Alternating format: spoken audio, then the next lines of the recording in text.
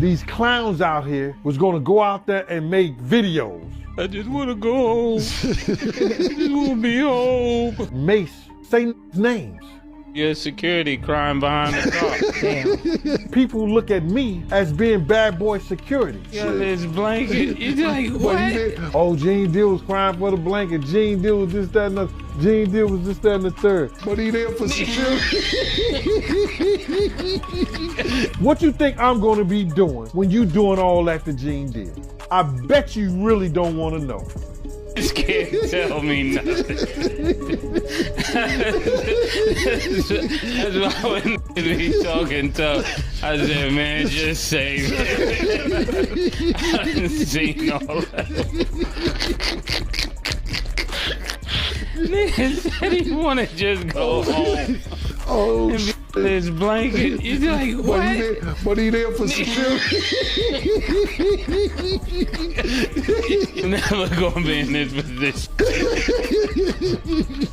I just want to go home and I just want to be under my blanket. Crazy. Oh, we gotta get out of here. God, you get me out of here. I'm never full. From the moment this footage surfaced, you could feel the tension before a word was even spoken. Picture it, a former bad boy security chief, a man who's seen chaos the likes of which most can't even imagine, just wanting to go home. That's all he wanted. The cameras, the lights, the chaos surrounding him, he didn't care. This wasn't a joke. The scene is chaotic, raw. Mace is saying names, security is visibly shaken, and Jean Deal himself is caught in the middle of it all, trying to process what's happening. Fans online were immediately struck. Here's someone with first-hand experience of hip-hop's deadliest moments, and the way he moves and reacts tells you he's still carrying that weight. The blanket moment? Small detail, but loaded. Gene reaching for it, trying to find comfort amidst chaos. It humanizes him. It shows the contrast. A man who once stood between life and death, now just wanting a moment of peace. And yet, you can feel the storm brewing behind those eyes. He's not just a bystander. He's a witness to history, and that history is about to collide with Mace and Cam in ways the internet could barely predict. You can almost hear the unspoken question hanging over the scene. Do you really know what you're messing with? Trying to picture your facial reaction to I just want to go home. Yeah. Oh, shit. Yeah. If my security holding me down in Cali, is somebody, the #1 rapper in the world, get killed, you're telling you, I just need to want to go home. And the second top artist in the world, which is Mace, about to be #1. That's what I'm saying. I wonder his face, because I'm like, if y'all let me do that to Big, I don't stand a chance. Here's where things start to cut deeper. Gene isn't just venting, he's drawing a line. You can sense it in every word. What are you there for? Isn't just a question, it's a challenge. A reminder that he's been through moments most people only hear about in whispers. The way he frames it, I bet you really don't want to know, is loaded. It's a quiet threat, but not in the sense of violence. It's a warning of knowledge. A man like Jean Deal has seen things unravel, seen power shift, seen loyalty tested and broken, and he knows what it means when people talk without understanding the history behind it. Even the simple act of wanting to go home, to just get under a blanket, becomes symbolic. Peace is elusive when the past never truly leaves. And while Mace and Cam might see jokes, banter, or casual commentary, Gene sees the stakes, real danger lurking beneath the laughter. The calm in his voice belies the storm he's carrying, and that storm is about to be unleashed. Say, if you gonna say something, be man and motherfucking never to name name. When I tell a motherfucking story, Rex, I tell it with the name. Everybody trying to go viral. Everybody trying to go viral. Everybody trying to go viral out here. Yeah. Now the content creators who went out there and they start running off by their mouth, trying to make airwaves and trying to make a show. Here go a grown-ass man, Mace and Cameron, made suggestions to bad boy security. These clowns out here was gonna go out there and make videos. When you do stuff like that, you gotta know right now that people look at me as being bad boy security. You gotta be clear. As soon as that dropped, you got 5 or 6 out there. Oh, Gene Deal was crying for the blanket. Gene Deal was this, that, and the Gene Deal was this, that, and the third. You already know, Mace. When you doing all that stuff to Gene Deal, what do Gene Deal supposed to be doing while you doing all that? I bet you really don't want to know. What you think I'm going to be doing when you doing all that to Gene Deal? They can play if they want to, but if they know what I know, they better find somebody else to play with. I never had to tell Big Nim keep it a buck. I never had to tell Big Nim I told Big to his face, if you go to this party tonight, one of y'all gonna die. Some people gonna die if you go to this party tonight. And just like that, the calm cracks. You hear the frustration, the fear, the exhaustion, every word dripping with the kind of lived experience that comes from surviving the chaos of hip-hop's most dangerous days. John isn't performing for the camera. He's reacting to reality. Every gesture, every pause, every sigh is an echo of a world most of us only read about. Fans online were instantly caught in a swirl of confusion and curiosity. What just happened? Why is this so serious? They asked. Because when Jean Deal speaks, it isn't just commentary. It's a message from someone who was in the room when history unfolded, and history has teeth. This moment signals the start of something bigger. The casual internet chatter, the jokes, the memes, all of that is about to collide with a warning rooted in reality. And when a man like Gene says, "I just want to go home," it isn't vulnerability. It's a signal, a way of saying the past is alive and it's watching. If you want to say something, Mace, tell us why you didn't go. Mace, why you didn't go to the party? Mace, why you didn't go to the party? Because I was in the hotel with Brandy. Why you didn't go? Brandy told you, you told me that Brandy told you, let's go to the party. Why you didn't go to the party? I didn't go to the party because all y'all seem like snakes. And I'm not going to So Mace, who told you? Mace, didn't I tell you? Listen to him, Mace. Did I tell? Let's keep it 100. When you was riding around. Let me answer. Go ahead. Let me answer the question. You guys was in security.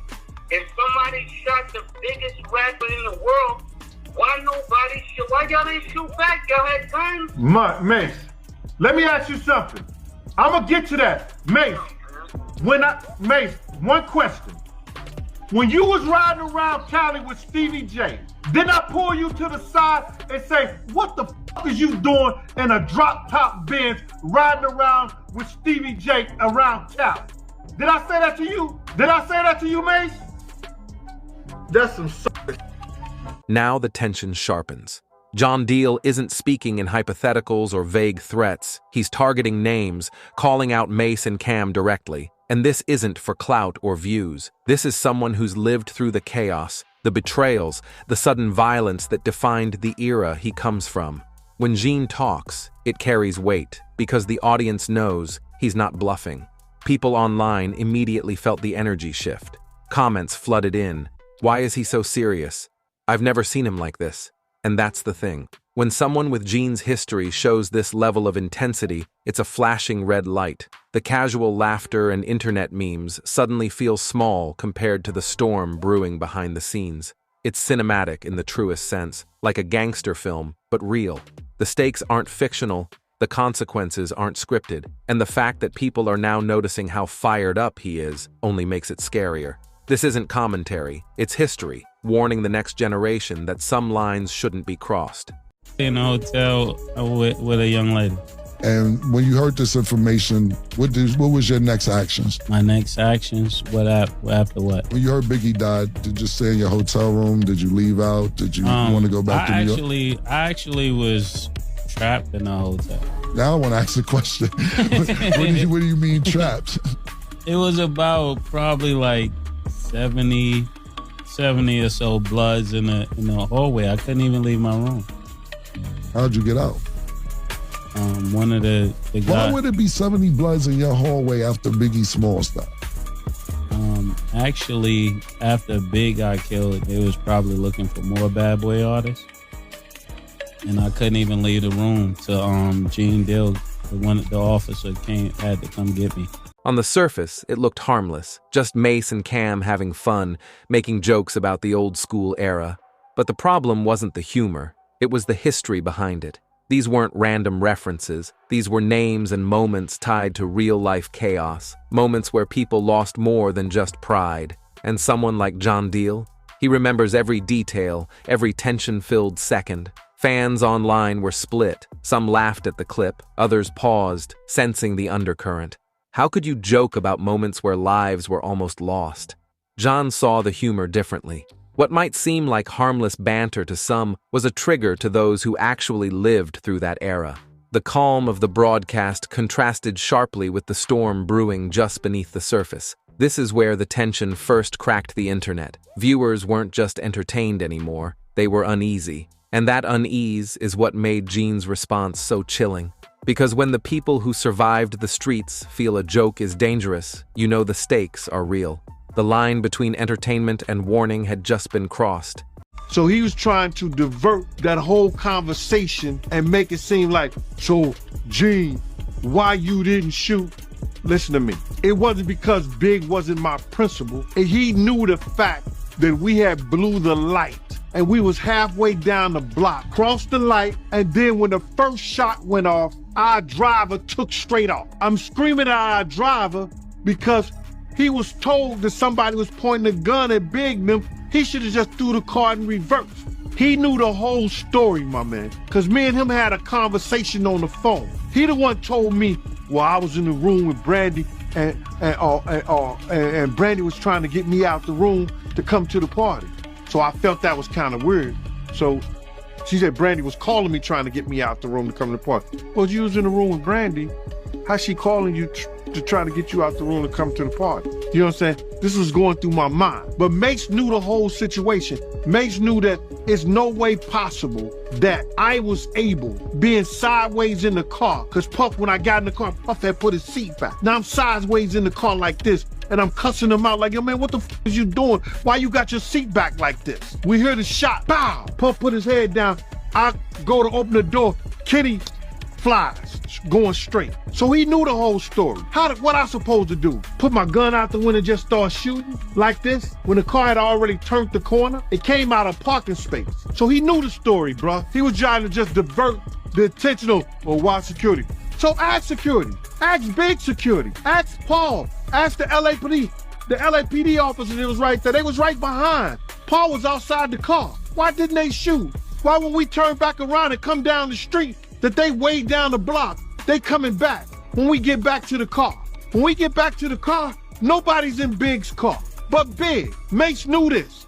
Me and Mace had this conversation. Him and Tone is like this. He knew me and Tone jumped in the car and chased after the guy.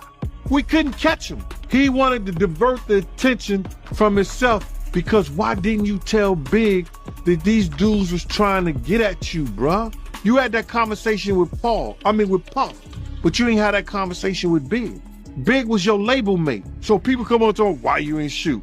Listen to me, bro. At that time, I was young, dumb, and full of cum. Anybody who really knows me know that they ain't gotta worry about nothing. If it comes to the point where gunplay has to be a part of my security, I'm not gonna hesitate. Cause I never bodyguard anybody that I wasn't willing to lay down my life for. And here it hits hardest. Those jokes weren't just words in the wind. For John Deal, they cut like knives. Every laugh, every casual remark about an era filled with tension and loss wasn't harmless. It was a reminder of moments where trust was tested and loyalty meant life or death. This wasn't commentary. It was a living memory being disrespected, and he noticed every detail. Fans watching could almost feel the shift in energy. The camera might capture smiles and laughter, but Gene's gaze tells another story. One of warning, one of experience, one of silent authority. He wasn't just observing, he was mentally cataloging every move, preparing his response. It's a reminder that some jokes don't land when the room is haunted by history. John Deal embodies that history, and when he's present, the stakes rise instantly. The tension is no longer theoretical, it's real, palpable, and online viewers could feel it, even through a screen. This is where the story escalates from playful commentary to a chilling warning. The moment the clip hit, the tension wasn't just online, it radiated. You could feel it seeping through the digital screens, into comment sections, into forums, even into DMs. People weren't just watching, they were listening, trying to decode every inflection, every pause, every sideways glance. Because when Jean Deal speaks, even silence carries weight. That quiet, deliberate tone, it wasn't empty, it was a signal, the kind only people who've seen the inner workings of power and chaos can send. He didn't need to shout, he didn't need the theatrics, just the way he positioned himself on camera, the calculated cadence of his words, the slight narrowing of his eyes, all of it told a story of authority that doesn't ask for respect, it commands it. And the story he's hinting at isn't about him. It's about what happens when the past refuses to stay buried. The audience caught glimpses of it, a mix of fear, awe, and a sudden awareness that this wasn't just content. This was a warning embedded in memory, in lived experience, in the invisible ledger of hip-hop history. Even as Mace and Cam tried to laugh it off on their show, the undercurrent was undeniable. A subtle stiffness, a sharper tone in their delivery, a hesitation where there was usually flow. That's the thing with history. It doesn't forgive the casual observer. You can joke, you can meme, you can try to turn it into entertainment, but for those who lived it, the memory of stakes too high to name and lives too easily lost, the jokes are always weighted. And Jean Deal, he's carrying that weight for the whole room, and now the internet. The way he referenced the blanket, the security team, even the smallest details of being caught in the middle, those were markers, subtle but powerful. To an outsider, it might seem inconsequential, but to anyone familiar with how situations escalated back then, every movement, every overlooked sign could be the difference between chaos and survival. And he was reminding Mace and Cam and everyone watching that the past doesn't forget, and it doesn't bend for humor. Social media responded immediately. Clips were looped, screenshots circulated, every word analyzed. Comment sections became mini investigative hubs, fans dissecting each phrase, speculating on who he meant, why he said it, and what could happen next. It was the kind of virality that didn't come from memes or challenges, but from tension so tangible it felt cinematic even on a phone screen. And the stories, the recollections of the old bad boy era, suddenly felt alive again. They weren't just history lessons, they were blueprints, cautionary tales of loyalty, danger, and unspoken codes. Then came the layer of reality that really made people pause.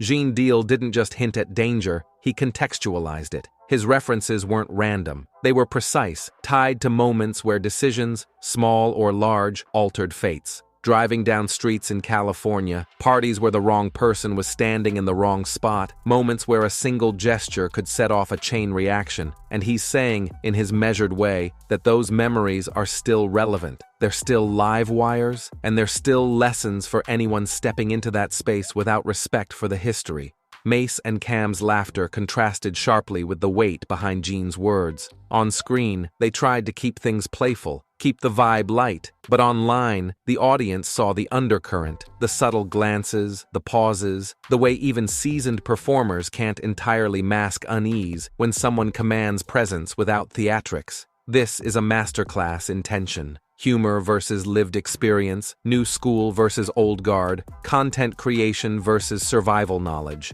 And for a moment, it felt like everyone watching had a front row seat to the collision of those worlds. Fans started connecting dots, digging through old interviews, piecing together every past statement Jean Deal ever made. References to Tupac, Biggie, secret dealings, moments where power and violence intersected. All of it was suddenly relevant again. It wasn't just a viral clip.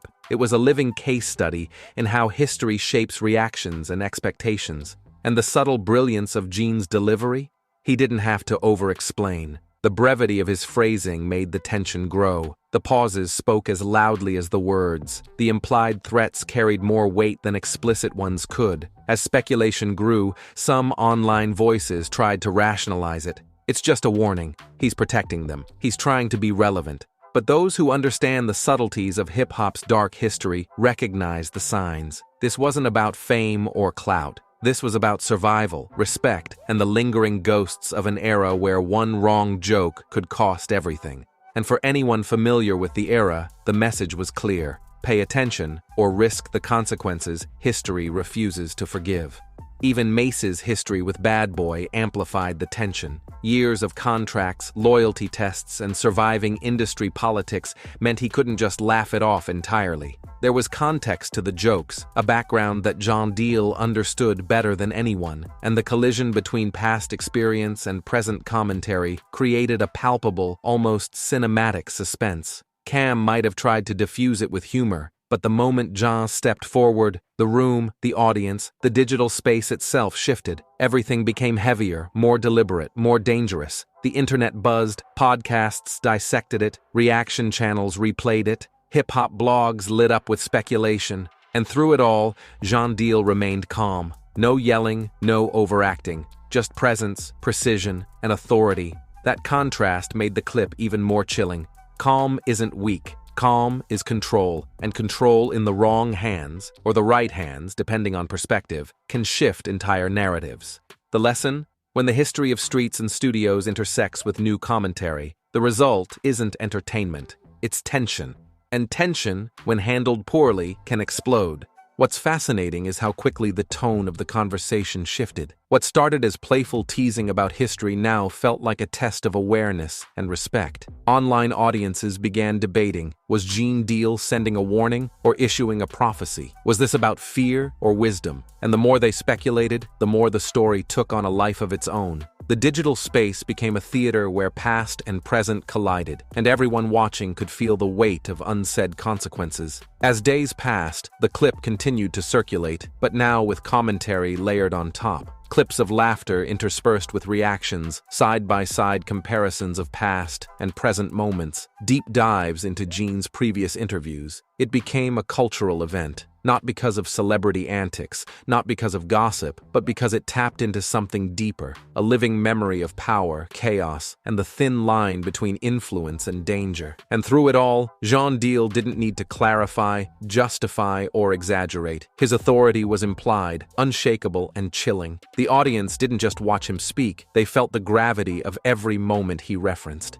And in that feeling, the story grew beyond the clip, beyond the jokes, beyond the personalities, into a broader narrative about respect, history, and the stakes that remain invisible to most, yet alive to those who've been there. By the time the dust settled online, it was clear this wasn't just another viral clip. It was a masterclass in tension, a lesson in history's persistence, and a reminder that the past never really sleeps. And for Mace, Cam, and anyone watching, it became a choice. Either honor the knowledge carried by those who survived, or risk being the next lesson in a story written long before their time. And don't go anywhere. Click the next video you see on your screen for even more juicy celebrity chaos, betrayals, and stories Hollywood doesn't want you to know. See you in the next one.